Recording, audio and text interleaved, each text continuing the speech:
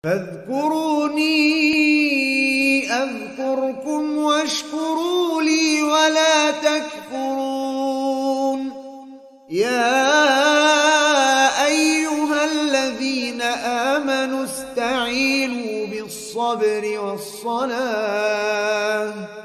إن الله مع الصابرين وإذا النفوس زوجت.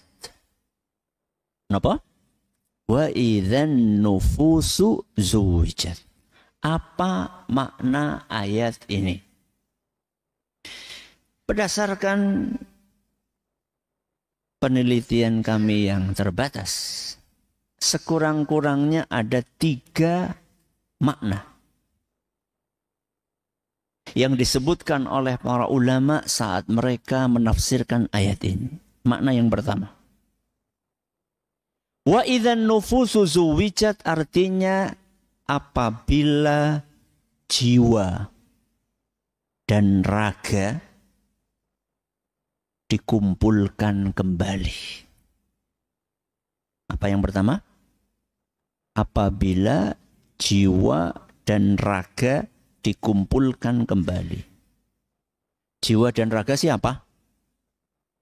Jasad dan ruh. Ini makna yang pertama.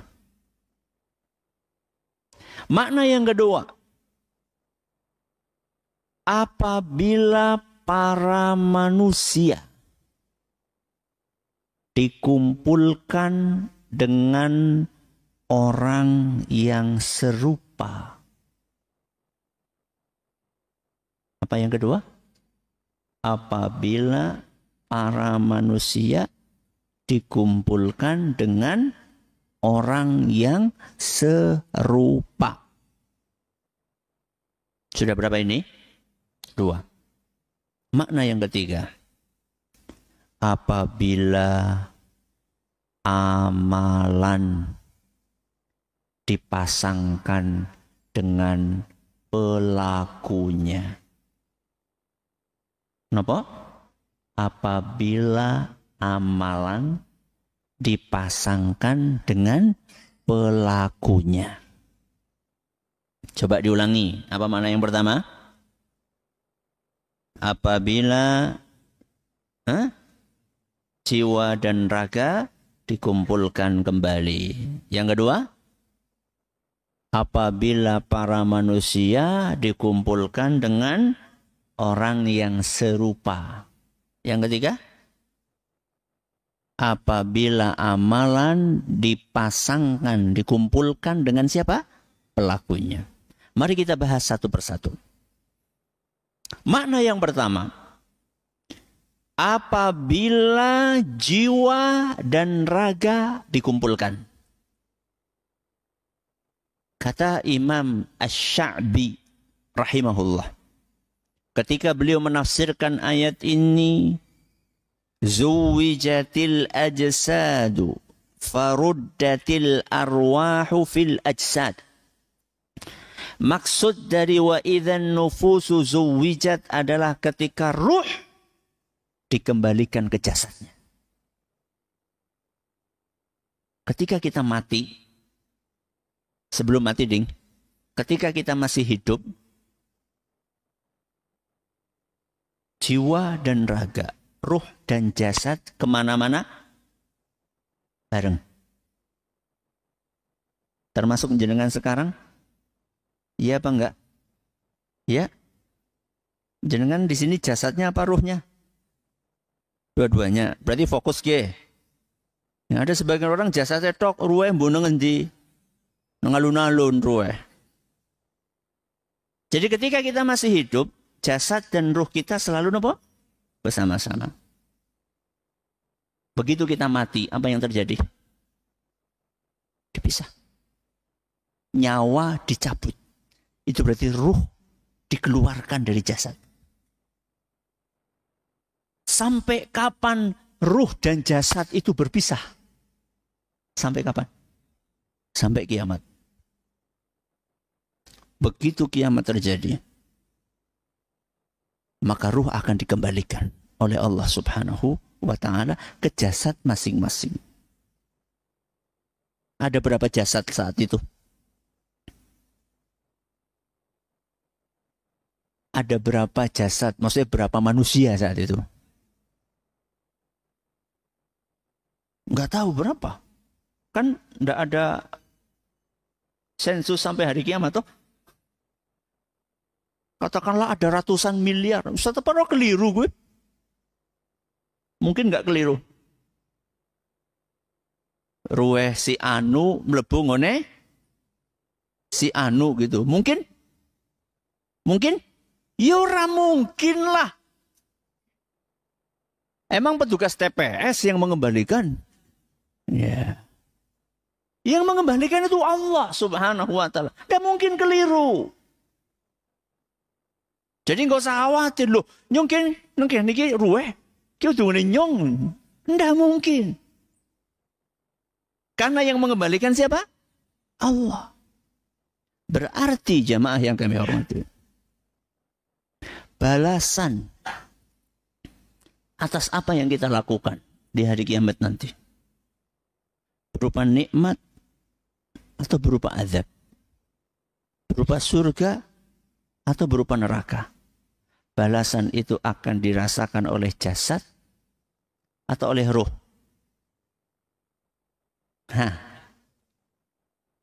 Nikmat yang diberikan kepada orang yang beriman akan dinikmati oleh jasadnya atau oleh ruhnya. Siksa yang akan diberikan kepada orang-orang kafir itu akan dirasakan oleh jasadnya atau ruhnya? Oleh dua-duanya. Kenapa demikian? Karena ketika hari kiamat dikembalikan lagi. Sehingga jasadnya tersiksa, ruhnya juga tersiksa. Bagi orang yang masuk neraka. Bagi orang yang masuk ke surga, jasadnya akan merasa nikmat, ruhnya pun akan merasa nikmat. Ini penafsiran yang pertama. Apa artinya? Apabila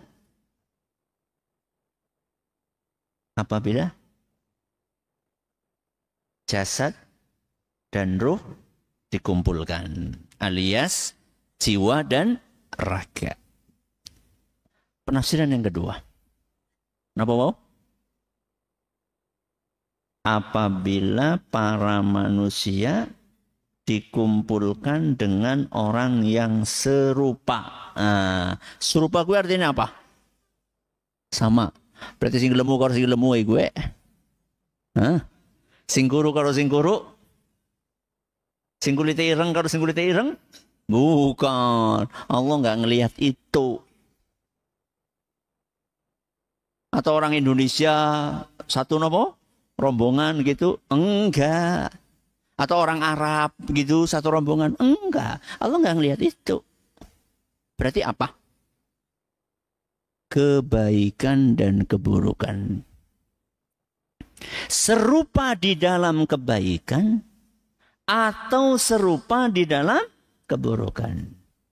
Apa kata Umar Ibnul Khattab radhiyallahu anhu ketika beliau menafsirkan ayat tersebut yang sedang kita pelajari malam hari ini?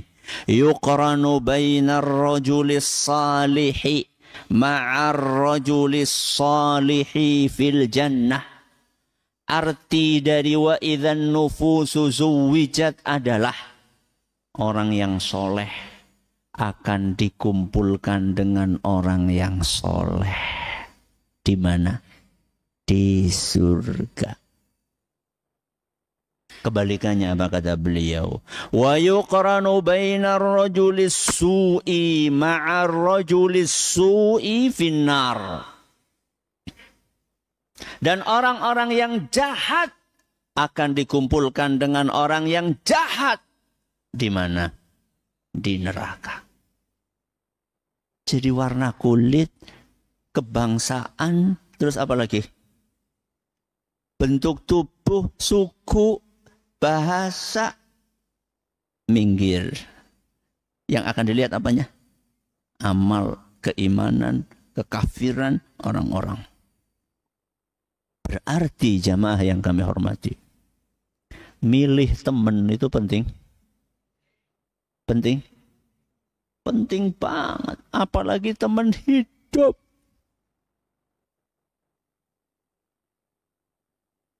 Karena masing-masing dari kita akan disatukan, akan dikumpulkan dengan orang-orang yang serupa dengan kita. Makanya para ulama kita dahulu mengatakan, as-sahibu sahib. Teman itu akan geret kita. Geret kemana? Kepada kebaikan atau keburukan? Kepada kebaikan atau keburukan? Tergantung. Kalau teman kita baik, maka dia akan geret kita kepada kebaikan. Kalau teman kita buruk, maka dia akan menggeret kita kepada keburukan. Makanya bertemanlah dengan orang yang rajin sholat. Kalau berteman sama orang sing rajin gento, ya ketularan gento. Gento siapa? Apa? Apa? Apa sih, orang ngerti? Mabok, judi, surah bener lah intinya. Kalau kita berteman sama orang yang rajin sholat, adzan dikumandangkan, dia akan apa? Ngajak kita. Pada niki lagi pada dolanan darah. Tapi sing dolanan darah ki rajin apa? Sholat. Wonten. Ya ana bae lho. Ana lah masa orang ana. Terus dia ngajak kita, sholat di situ yuk. Akhirnya kita pun apa? Terseret kepada apa? Kebaikan. Tapi kalau misalnya kita bergaul sama orang yang nggak benar, ratau doyan apa? Sholat, ratau doyan ngaji. Sudah jam 5 hari Rebo, ya, wis arep apa? Mangkat. Apa kata teman yang nggak benar itu? Engkau lah dilamaning lo. Begitu sudah mepet banget lah, wis tanggung rosah bae. Akhirnya nggak jadi apa? Maka kita harus selektif di dalam memilih teman kita. Karena urusan teman itu bukan hanya membawa dampak di dunia saja, tapi juga akan membawa dampak sampai ke akhirat. Teman di dunia nyata atau di dunia maya? Dua-duanya. Teman di dunia maya berarti teman kantor, teman apa lagi? Teman mancing. Teman apa? Goes. Teman apa lagi? Teman apa? Futsal. Itu teman di dunia nyata. Di dunia maya? Teman grup WA. Terus teman apa? Di Facebook. Ya. Teman di Instagram. Hati-hati. Jangan asal ada orang DM, langsung diiyakan. Lah sepenting kan profilnya keton ayu. Itu. Ya, itu emang profil dia. Belum tentu juga. Ya. Apa kata Nabi kita Muhammad sallallahu alaihi wasallam dalam sebuah hadis yang diriwayatkan oleh Imam Ahmad dan isnadnya dinilai sahih oleh Imam Al-Hakim. Kata Nabi SAW, وَلَا يُحِبُّ رَجُلٌ قَوْمًا إِلَّا جَعَلَهُ اللَّهُ عَزَّ وَجَلَّ مَعَهُمْ. seseorang yang mencintai orang lain, pasti Allah akan kumpulkan dia dengan orang yang dicintai. Seseorang yang apa? Mencintai orang lain, pasti akan dikumpulkan bersama dengan orang yang dicintainya. Jenengan cinta sama siapa? Sama siapa? Jeneng sepi. Pemain bola yang mana? Yang ditempel di kamar jenengan, kue gambare siapa? Hah? Oh, enggak ada. Masya Allah. Alhamdulillah. Kalau kita mencintai Rasulullah Sallallahu Alaihi Wasallam, maka kita akan dikumpulkan insya Allah bersama beliau. Berarti kalau dikumpulkan sama Rasulullah, kira-kira di mana? Ya mesti di surga. Lawang Rasulullah Sallallahu Alaihi Wasallam itu tinggalnya di mana? Surga Firdaus. Yang itu surga yang paling tinggi. Kalau kita cinta kepada Abu Bakar, kepada Umar, kepada siapa lagi? Utsman, kepada Ali, kepada Abdurrahman bin Auf, kepada Az-Zubair ibnul Awam, kepada Tolhah bin Ubaidillah, dan kepada sahabat-sahabat Nabi SAW yang lainnya. Maka mudah-mudahan kita akan dikumpulkan dengan mereka di surganya. Lah kalau misalnya yang dijadikan sebagai idola itu artis,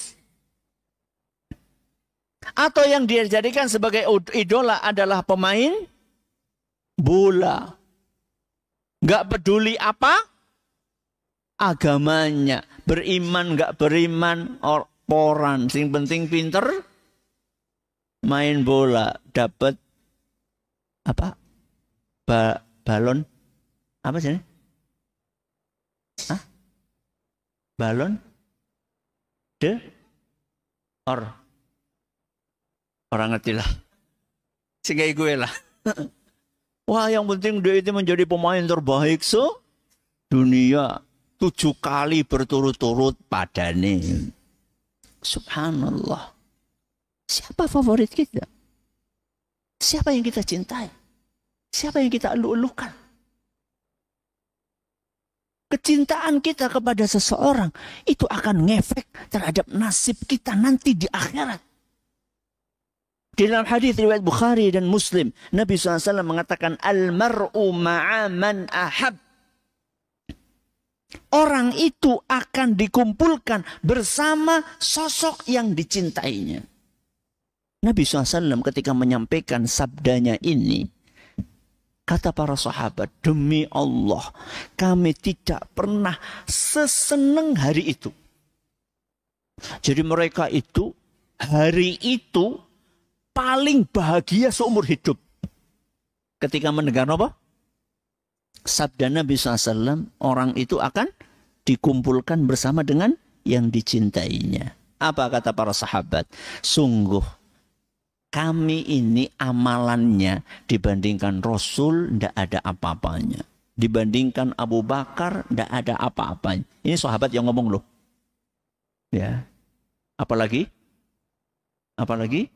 Kita. Seorang sahabat mengatakan,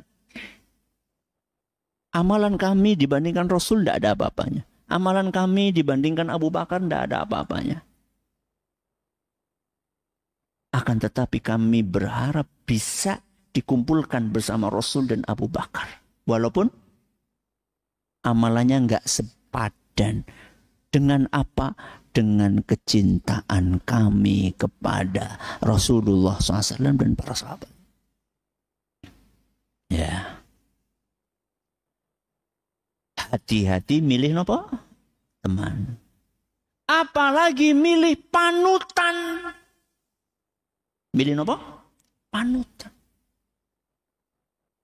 Karena salah satu penafsiran yang disampaikan oleh para ulama ketika mereka menafsirkan ayat tadi adalah bahwa orang-orang akan dikumpulkan bersama panutannya. Berarti kalau panutannya adalah tokoh-tokoh yang mengajarkan kepada kesesatan, dari kalangan jin maupun dari kalangan manusia, nanti di hari kiamat pun akan ngikut di belakang mereka. Dan ketika ngikut di belakang mereka, baik itu setan manusia maupun setan jin, apakah setan manusia dan setan jin itu akan membantu? Blas. Apa kata Allah Subhanahu wa ta'ala ketika menceritakan kejadian, salah satu kejadian di hari kiamat? Allah ceritakan dalam surat Ibrahim ayat 22. Allah Subhanahu wa ta'ala berfirman, setan berkata, وَمَا كَانَ لِيَ عَلَيْكُمْ مِنْ سُلْطَانٍ إِلَّا أَنْ دَعَوْتُكُمْ فَاسْتَجَبْتُمْ لِي. Setan akan memberikan apa itu kalau kita mau menyampaikan, saya mau menyampaikan sesuatu tapi jangan diprotes ya, itu namanya apa sih? Apa istilahnya kalau sekarang? Bukan. Apa declare apa?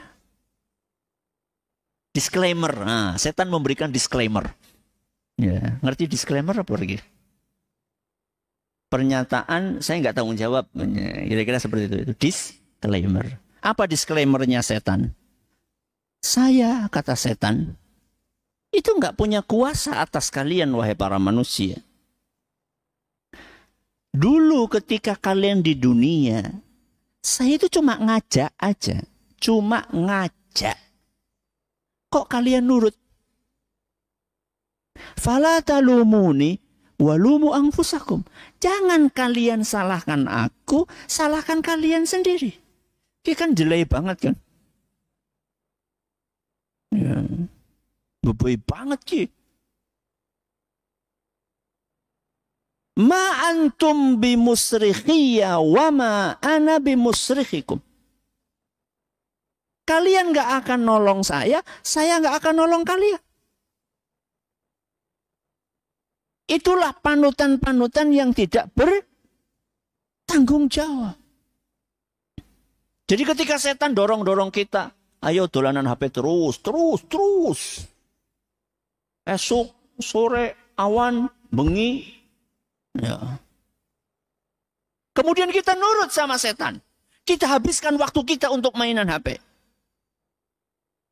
Setan akan bantu kita nanti di hari kiamat? Enggak. Bagaimana mungkin setan mau bantu kita, wong dia juga masuk neraka? Panutan yang akan bertanggung jawab adalah panutan yang baik, Nabi kita Muhammad sallallahu alaihi wasallam. Dengan izin Allah Subhanahu wa taala, beliau akan memberikan syafaat kepada umatnya, akan memberikan bantuan dengan izin Allah Subhanahu wa taala. Maka jadikanlah panutan kita adalah Rasulullah SAW. Bukan sosok-sosok yang menyesatkan kita. Baik itu dari kalangan jin maupun dari kalangan apa? Manusia. Ini penafsiran yang keberapa? Penafsiran yang kedua. Penafsiran yang ketiga. Kenapa, Wow? Apabila amalan dipasangkan dengan pelakunya. Maksudnya apa? Kurinan nufusu bi'a'maliha. Kata para ulama tafsir, makna yang ketiga, setiap manusia akan digandengkan dengan amalannya. Amalan baik atau buruk? Amalan baik atau buruk? Dua-duanya. Yang akan menyertai kita, yang akan membersamai kita di hari kiamat adalah amal yang kita kerjakan. Maka beruntunglah orang-orang yang nanti di hari kiamat, Yang membersamai dia adalah sholatnya. Yang membersamai dia adalah puasanya.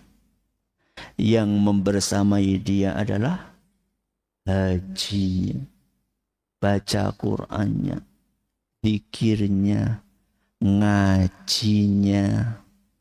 Apalagi? Birrul walidainnya. Bersyukurlah kepada Allah orang-orang yang seperti itu. Tapi ingat, alangkah meruginya orang-orang yang nanti di hari kiamat ditemani dengan syiriknya, ditemani dengan bid'ahnya, ditemani dengan togele. Iya kah? Marem gitu. Ya. Ditemani dengan zina yang dia kerjakan. Ditemani dengan perbuatan-perbuatan maksiat dan dosa yang selalu dia kerjakan ketika di dunia. Na'udzubillahi min. Maka teman yang setia adalah perbuatan yang kita kerjakan. Kalau kita pengen ditemani dengan amal soleh kita sampai di hari kiamat, maka sekarang waktunya kita memperbanyak amal soleh. Kalau kita nggak mau ditemani oleh dosa dan maksiat, maka sekarang waktunya untuk taubat. Apa kata Nabi kita Muhammad sallallahu alaihi wasallam? Dalam sebuah hadis yang diriwayatkan oleh Imam Bukhari dan Muslim. Yatba'ul mayyita thalathatun fayarji'u ithnani wa yabqa wahidun. Jenazah itu ketika diantar ke kuburan akan ditemani oleh 3 hal. Yang 2 pulang, yang 1 menemani jenazah tersebut. Yatba'uhu ahluhu wa maluhu wa amaluh. 3 yang akan mengantarkan jenazah ke kuburan adalah keluarganya, hartanya, amalnya. Kenapa? Keluarganya, hartanya, amalnya. Keluarga siapa? Bapak, ibu, istri, suami, anak, pak de, pak lek, bule. Harta apa? Harta apa? Sing diomong kuburan apa harta? Hah? Mobil. Iya, gue ngangkat. Ya. Jarit ya biasa digawani ya. Ya. Terus keranda. Yang buat apa? Yang buat bawa. Dan yang ketiga adalah amal yang dia kerjakan. Amal baik atau amal buruk? Dua-duanya. Dua-duanya. Kata Nabi SAW yang mengantarkan 3. Yang 2 pulang, yang 1 menetap. Siapa yang pulang? Kata Nabi SAW, faraja ahluhu wa maluh. Yang akan pulang adalah keluarga dan hartanya. Yang akan menetap adalah wa yabqa amaluhu. Amalannya yang akan setia menemaninya. Pak, jenengan cinta atau tidak sama istri? Ora krungu buri. Orang ngerti jenengan ngomong cinta apa ora ngerti ora. Jenengan cinta atau tidak? Cinta. Seberapa besar kecintaan Anda kepada istri? Sehidup semati, ora mungkin. Sehidup semati, ora mungkin. Kenapa ora mungkin? Kalau sehidup mungkinlah ya. Semati enggak mungkin. Coba buktikan ketika istri jenengan meninggal dunia. Jenengan ikut ngantar kemana? Ke kuburan. Jenengan itu akan nunggoni sampai kapan? Nanti wengi. Ora wani Ustaz. Bok menyat, bok seneng malah menyat. Tak akan. Secinta-cintanya seorang suami kepada istrinya, kalau sudah meninggal dunia, akan ditinggal. Harta pun juga demikian. Mobil mewah, rumah megah, rekening di mana-mana, duit yang tidak berseri. Jadi kayak apa? Kayak tisu. Saben jukut mesti ana maning jukut, ana maning jukut, ana maning. Itu akan menemani? Enggak. Saya sering sampaikan, kalau ada ketinggalan cincin saja. Cincin ketinggalan di jarinya siapa? Jenazah. Ibunya misalnya. Dibiarkan sama anaknya? Eman-eman bu. Orang kanggoran nang kuburan. Dia akan diambil. Pasti akan berpisah. Harta itu pasti akan berpisah dengan kita. Yang akan menemani kita adalah amal. Sholatin jenengan, ngajinin jenengan, baca Quranin jenengan, pikirin jenengan. Itu amal apa? Soleh. Amal buruknya? Sama. Akan kita bawa sampai kuburan. Jelalatannya kita itu akan dibawa sampai ke kuburan. Jelalatan di dunia nyata atau dunia maya? Dua-duanya. Yang ya, bareng ngaji ke, liwat alun-alun aja apa? Jelalatan. Nanti begitu pulang sampai ke mana? Rumah buka HP aja jelalatan.